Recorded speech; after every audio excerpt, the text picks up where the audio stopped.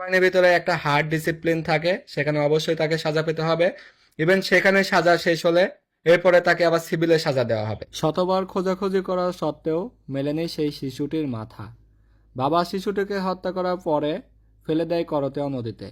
এটা কেমন বাবা সেই শিশুটিকে হোটেলে নিয়ে যায় এবং হোটেল থেকে তাকে এমনভাবে খুন করা হয় যেটা মানুষ শুনলে অবাক হয়ে যাবে। হ্যাঁ, আমি বলতেছি সেই সেনা সদস্য আজিজুলের কথা। সেই সেনা সদস্য আজিজুল রাজশাহীতে প্রশিক্ষণ করেছে। সে আমার ব্যাটসম্যান ছিল। আমরা দুইজন একই সাথে ট্রেনিং সম্পূর্ণ করেছি এবং তার বিষয়ে আমি অনেক কিছু জানি।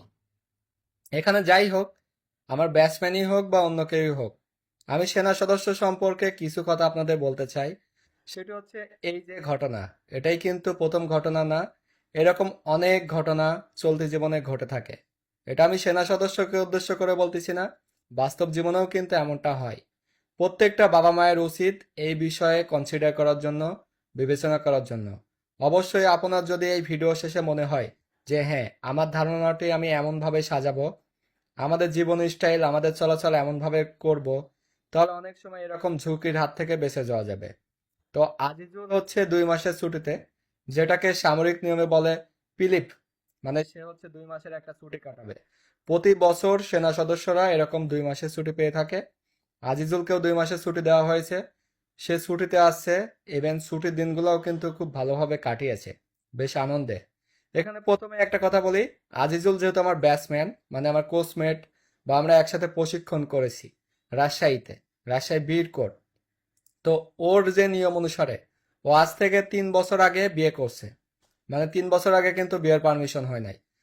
যদি আমার সে ব্যাটসম্যান হয় তাহলে আমাদের বিয়ের পারমিশন হয়েছে রিসেন্টলি, কিছুদিন আগে।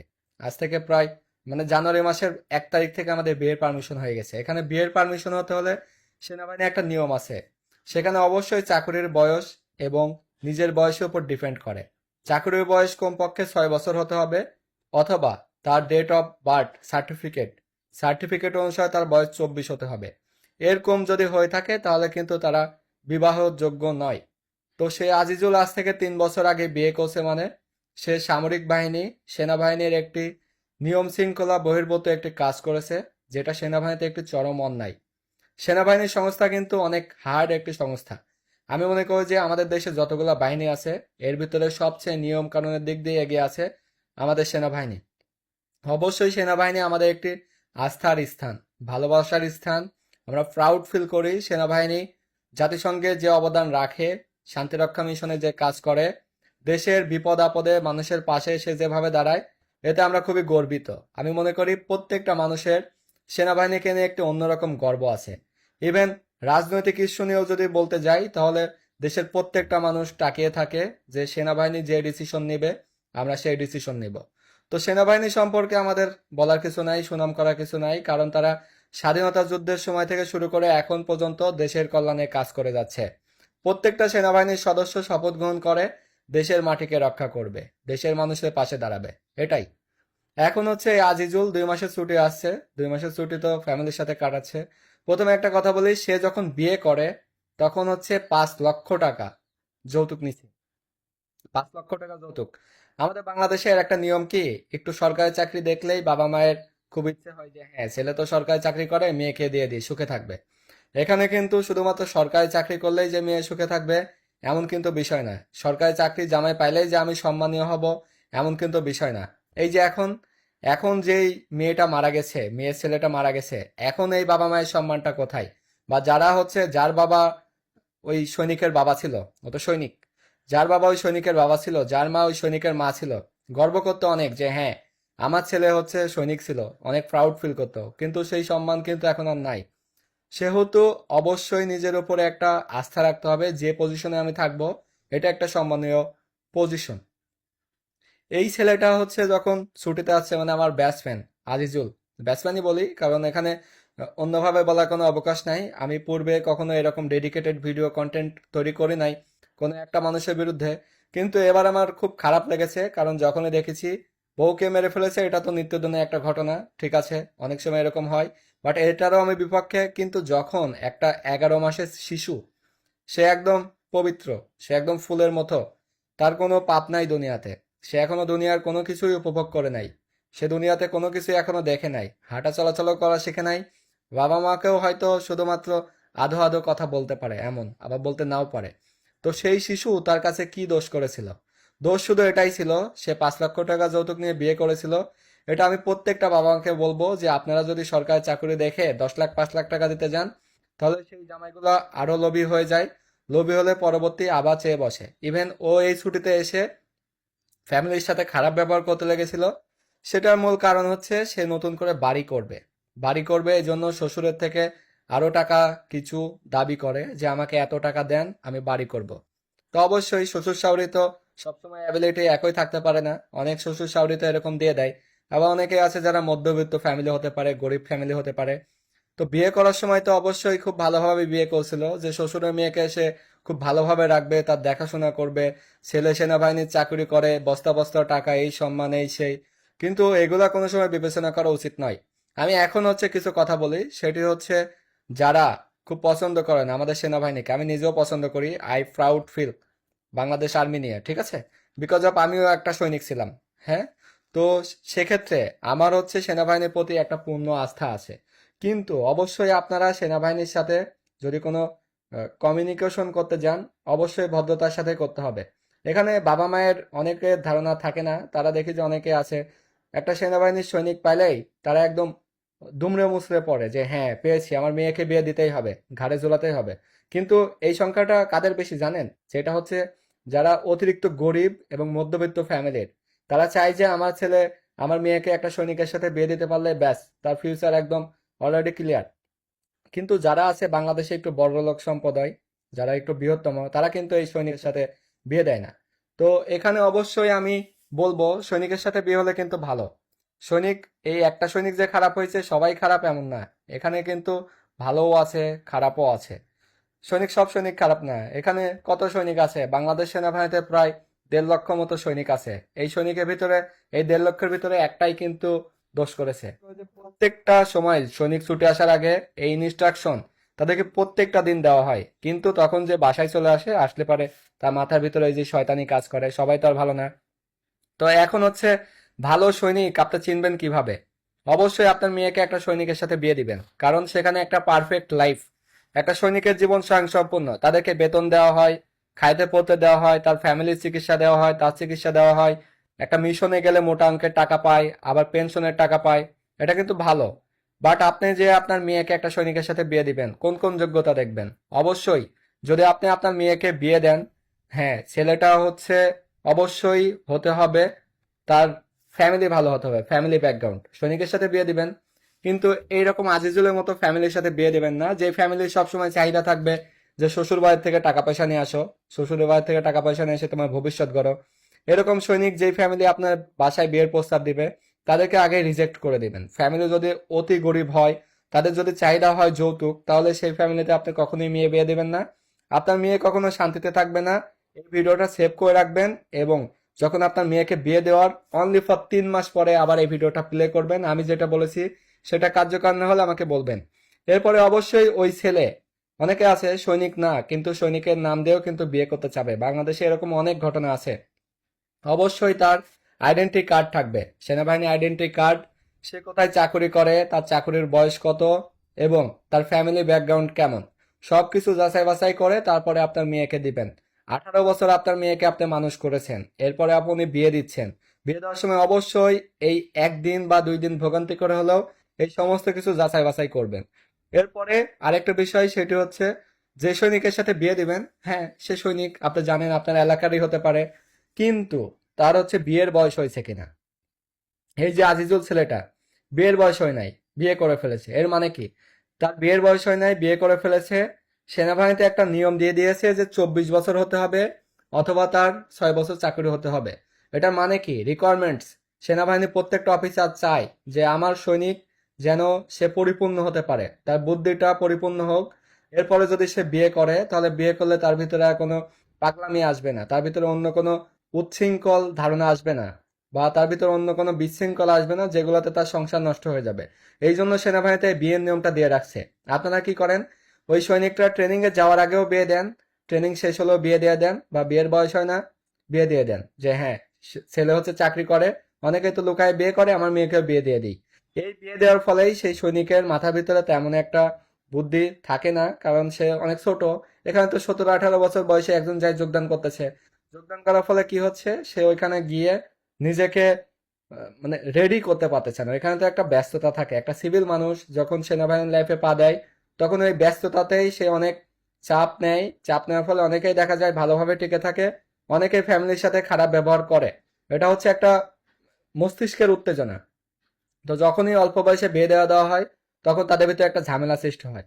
অবশ্যই আমি তাদেরকে বলবো যে আপনারা যারা এই যে এই সমস্ত ফোর্সে মানে সৈনিকের সাথে বিয়ে দিবেন, অবশ্যই যাচাই বাছাই করবেন যে আসলেই সে পূর্বে কোনো বিয়ে করে ফেলছে কিনা। অনেকে আছে এরকম একাধিকবার বিয়ে করে ফেলে, আবার বিয়ে করার চেষ্টা করে। অনেক সদস্য এমন আছে, দেখা যায় যে সে এগুলা লুকায়িত রাখে, লুকায়িত রাখে, কাউকে জানে না। একটা, দুইটা, তিনটা, চারটা, সাতটাও বিয়ে হয়ে যায় অনেকের, এরকম টিভিতে কিন্তু অনেক সময় আমরা দেখতে পাই। আবার আপনারা এটা যাচাই বাছাই করবেন যে আসলে সে কোথায় চাকুরি করে, চাকুরি কোথায় করে এটাও জানতে হবে। অনেকেই চাকুরি কোথায় করে এটা লুকায়িত রাখে, তার উদ্দেশ্য থাকে যে আমি কোনোভাবে একটা বিয়ে করে কিছু টাকা পয়সা নিতে পারলে আবার ডিভোর্স দিয়ে দিব। এমনটা অনেকের কিন্তু থাকে যে আমার ক্যারিয়ারে শুধু টাকা প্রয়োজন। এর কারণ কি? কারণ বাংলাদেশ সেনাবাহিনীতে তাদেরকে যে পরিমাণ বেতন দেওয়া হয় তারা সেটাকে অনেক ছোট মনে করে, কিন্তু বাইরের জগতে আসলে দেখা যায় যে 500 টাকা ইনকাম করা কত কঠিন কাজ। এই জন্য তারা এটাকে ছোট মনে করে। সেখানে বাংলাদেশ সেনাবাহিনীতে যে সমস্ত অফিসার আছে তারা কিন্তু অত্যন্ত সুদক্ষ এবং তারা মেধাবী, তারা সবকিছু সম্পর্কে অবগত। সেই অনুসারে সেখানে বাংলাদেশের যত অফিসার আছে সেনাবাহিনীতে তারা কিন্তু সবাই তাদেরকে নিয়ে রিসার্চ করে কিভাবে একটা সৈনিক ভালো থাকতে পারে, কিভাবে একটা সৈনিকের চলাচল করানো যায়, কিভাবে একটা সৈনিকের পারফেক্ট একটা জীবন দেওয়া যায়। তো আমি দেখেছি এটা মূল বিষয়বস্তু। তো সেখানে কোনো অফিসারই চায় না যে একটা সৈনিক কখনো খারাপভাবে চলুক। তারা সবসময় গাইডলাইন দেয়, হ্যাঁ সৈনিক ছুটি যাবে, ছুটি গেলে ভালো থাকবে, তো সে কিভাবে চলবে, কিভাবে ছুটির থেকে বাসায় আসবে। ইভেন করোনার সময় লকডাউনে আমি যখন বাসায় ছিলাম আমি যেতে পারছিলাম না, তো সেখানে একটা মেজর স্যার সে আমাকে বারবার ফোন দিচ্ছিল, আলামিন তুমি এভাবে আসো, তুমি এখান থেকে এই গাড়িতে ওঠো, রিক্সায় উঠবো, সিএনজিতে উঠবো, কিসে উঠবো, কিভাবে আমি সেখানে গিয়ে পৌঁছাবো। সেই বিষয়টা কিন্তু সে সুফল করে দিছিল। কেন দিছিল? কারণ সে চায় যে আমি যেন কোনো ভোগান্তিতে না পড়ি। সেক্ষেত্রে আজিজুলের ক্ষেত্রেও কিন্তু কোনো অফিসার এখানে কোনো অবহেলা করে নাই। অবশ্যই তার সেখানে যে কমান্ডার আছে, তার সেখানে উপরস্থ কর্মকর্তা আছে, তারা অবশ্যই তাকে ইনস্ট্রাকশন দিচ্ছে বিভিন্ন সময় যে হ্যাঁ তুমি বাসায় গিয়ে এটা করো ওইটা করো। তারা কিন্তু জানতেও পারে নাই যে আজিজুল আজ থেকে 3 বছর আগে বিয়ে করেছিল। তো সে বিয়ে করেছে ভালো কথা, আবার বউর সাথে সংসার করেছে 3 বছর, ভালো কথা। একটা ছেলে হয়েছে 11 মাস, সেটা অনেক ভালো কথা। কিন্তু সবচেয়ে খারাপ কথা হলো যে সে 2 মাসের ছুটি এসে শ্বশুর বাড়ির সাথে তো খারাপ ব্যবহার করেইছে। ইভেন এসে তার বউকে নিয়ে গিয়েছে একটা হোটেলে বগুড়াতে। সেই বগুড়াতে উঠে আবার কি করলো, আগে হচ্ছে স্ত্রীকে হত্যা করেছে, এরপরে সেই ছেলেটাকে হত্যা করে এই মাথার অংশটা নিয়ে আবার ব্যাগে করে নিয়ে চলে গেছে বগুড়ার কতোয়া নদীতে, সেখানে ফেলে দিয়েছে। সেখানে শত চেষ্টা করার ফলেও ওই মাথাটা আর উদ্ধার করা সম্ভব হয় নাই। এখানে প্রত্যেকটি মানুষের খারাপ লেগেছে, প্রত্যেকটি মানুষের কষ্ট কষ্ট লেগেছে। তারা কিন্তু খুবই দুঃখিত যে এইরকম একটা বিষয় দেখতে পেরে। এটা কিন্তু আমারও খুব খারাপ লেগেছে, যদিও সে আমার সাথে একসাথে প্রশিক্ষণ করেছিল, তার সাথে আমার খুব ভালো মিল ছিল। সে হচ্ছে খুব ধার্মিক ছিল, ধার্মিক। সে হচ্ছে আমাদের রাজশাহীতে যখন আমরা ট্রেনিং করেছিলাম তখন তার একটা বৈশিষ্ট্য ছিল, সে আহ তার ভিতরে এই কোরআন তেলাওয়াতে সে ফার্স্ট হয়েছিল। আমার খুব ভালোভাবে মনে আছে, দীর্ঘ 6 থেকে 7 বছর প্রায় হয়ে যাচ্ছে তার সাথে আমার উঠা বসা ছিল। তো এইরকম যে একটা কাজের সাথে সে লিপ্ত হবে, এটা শয়তানের উছিলাই করে ফেলে মানুষ, মাত্রই ভুল করে ফেলে। তো যাই হোক, এখন হচ্ছে তার কি সাজা হতে পারে এটাও কিন্তু আপনাদের জানা উচিত ছিল।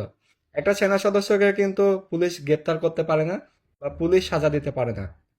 সেহেতু সে যেহেতু সেনা সদস্য, তাকে অবশ্যই যে পুলিশরা গ্রেপ্তার করেছে তাকে আবার সেই সেনানিবাসে হস্তান্তর করবে, তার সেই সিও কমান্ডিং অফিসারের কাছে।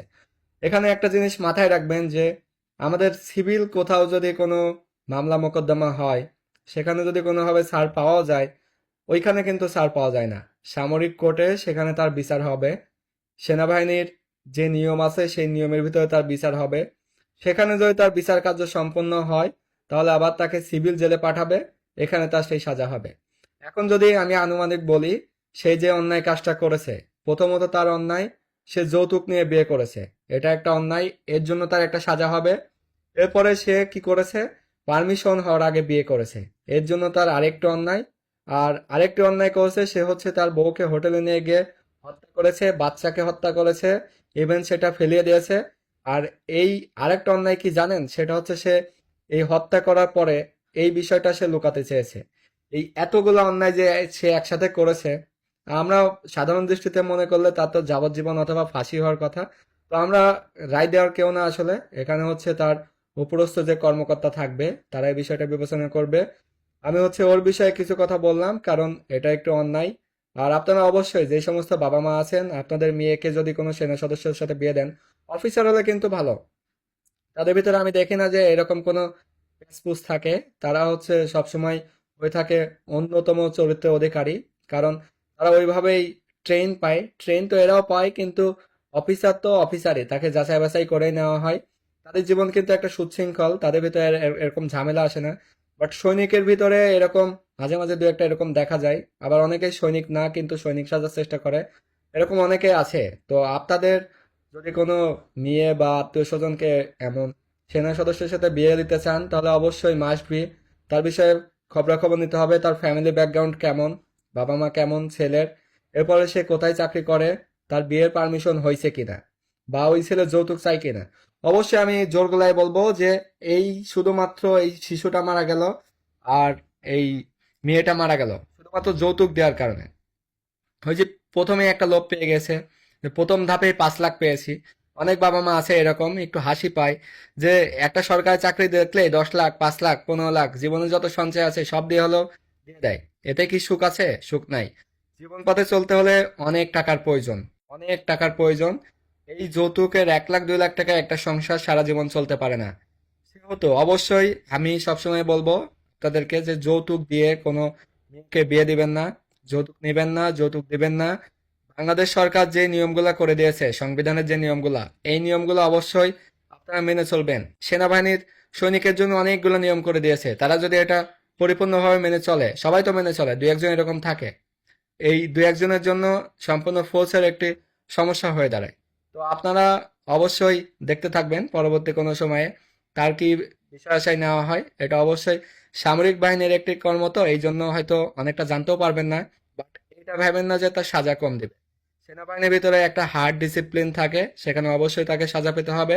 ইভেন সেখানে সাজা শেষ হলে এরপরে তাকে আবার সিভিলে সাজা দেওয়া হবে, সিভিলে সে সাজা উপভোগ করবে। যেটা নিয়মে পাওয়ার কথা সেনাবাহিনীর নিয়মে আরেকটু বেশি পাবে। তো এই ভিডিওটা এ পর্যন্তই। অবশ্যই শিক্ষণীয় কিছু কথা বলেছি, যদি আমার কথা শুনে খারাপ লেগে থাকে তাহলে আমি আন্তরিকভাবে দুঃখিত। আর অবশ্যই যদি কেউ শিক্ষণীয় হিসাবে এই ভিডিওটা নেয়, অবশ্যই জানার প্রয়োজন আছে। বাট সবসময় মনে রাখতে হবে সেনাবাহিনী আমাদের দেশের একটি অন্যরকম সম্পদ, তাদের জন্য আমাদের দেশ টিকে আছে, দেশের মানুষ তাদের দিকে তাকিয়ে আছে। সারা বিশ্বে এই সেনাবাহিনী আমাদের জন্য সুনাম অর্জন করে নিয়ে আসতেছে। শান্তিরক্ষা মিশনে সেনাবাহিনী প্রথম অবস্থান করেছে, এমনিতেই হয় নাই। সেখানে কিন্তু অনেক নিয়ম দেওয়া আছে। 2 লক্ষ সদস্যের ভিতরে একজন দুইজন এরকম হতে পারে, হতে পারে না এমন নয়, শয়তান তো লেগেই আছে মানুষকে খারাপ করার জন্য। But at the time Azizul খুব ভালো ছিল যখন আমরা ট্রেনিং করেছি। এবং ট্রেনিং করার পরে চাকরি লাইফেও সে অনেক সুন্দর ছিল। হয়তো শয়তানের ওসিলায় কোনো ধোকায় পড়ে এরকমটা হয়েছে, বাট আমি ব্যক্তিগতভাবে ভাবে তাকে কোনো খারাপ কথা বলতে পারতেছি না। এ পর্যন্ত এটা। যদি আপনাদের ভালো লাগে থাকে অবশ্যই লাইক কমেন্ট শেয়ার করবেন। শিক্ষণীয় হিসাবে আমি এই ভিডিওটা কন্টেন্ট ক্রিয়েট করেছি, পূর্বে এরকম ভিডিও করে নাই, কারণ মানুষের কিছুটা জানার প্রয়োজন আছে। অনেক এলাকায় দেখা যাবে সেনাবাহিনীর সাথে সম্পর্ক আসবে, অবশ্যই যাচাই বাছাই করবেন। এখানে অফিসার হলে কোনো কথাই নাই, দে আর গুড, তারা খুব ভালো। বাট সৈনিক হলে অবশ্যই যাচাই বাছাই করবেন 3টা জিনিস: প্রথমত সে কোথায় চাকরি করে, দ্বিতীয়ত তার ফ্যামিলি ব্যাকগ্রাউন্ড কেমন, আর তৃতীয়ত সে যৌতুক চাই কিনা বা বিয়ের পারমিশন হয়েছে কিনা। এই বিষয় না জেনে কখনোই আপনার মেয়েকে বিয়ে দেবেন, দিলেই কিন্তু এর একটা যদি মিস করেন তাহলে কিন্তু অশান্তি পোহাতে হবে। যদি আমার কথার সাথে মিল না পান তাহলে আপনি পরে বলবেন যে না, আমার কথার সাথে কোনো মিল নাই। আর এই ভিডিও আমি জানি অনেকেই দেখতেছে। আপনাদের লাইফে যদি এমন ঘটনা ঘটে থাকে, এরকম প্রতারিত হয়ে থাকেন কোনো না কোনো ভাবে, অবশ্যই কমেন্টস করে জানাবেন।